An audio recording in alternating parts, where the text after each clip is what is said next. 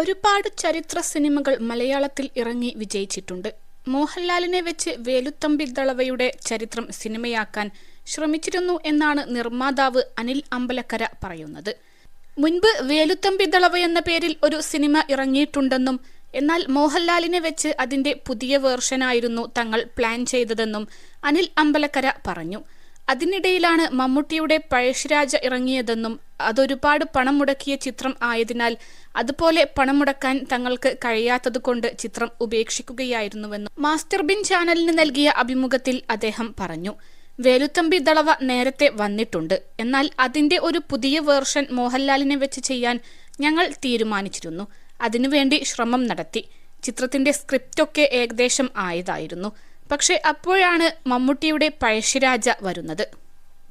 +2 degree കഴിഞ്ഞവർക്ക് world's first AR/VR class റൂമിലൂടെ smart phone engineer ആവാം. കൂടുതൽ അറിയാൻ വിളിക്കൂ ബ്രിഡ്കോ ആൻഡ് ബ്രിഡ്കോ. പഴശ്ശിരാജ ഭയങ്കര പണം മുടക്കിയ ചിത്രമായിരുന്നു. എന്നാൽ ആ രീതിയിൽ പണം മുടക്കാൻ ഞങ്ങൾക്ക് കഴിയില്ലായിരുന്നു. ആ സമയത്ത് തന്നെ ഞങ്ങൾ ഇത് പ്ലാൻ ചെയ്തത് കണ്ട് വേറെ വേലുത്തമ്പി വരുന്നുവെന്ന് പറഞ്ഞ് മറ്റു ചിലരും രംഗത്തെത്തി. അങ്ങനെയാണ് മെല്ലെ അത് മുടങ്ങിപ്പോയത്. അല്ലെങ്കിൽ ആ സിനിമ അന്ന് സംഭവിക്കുമായിരുന്നു. വേറെ രീതിയിലൊരു ചരിത്രമായിരുന്നു വേലുത്തമ്പിക്ക് ആ ചിത്രത്തിലൂടെ ഞങ്ങൾ നൽകാൻ ഉദ്ദേശിച്ചത്. അനിൽ അമ്പലക്കര പറയുന്നു.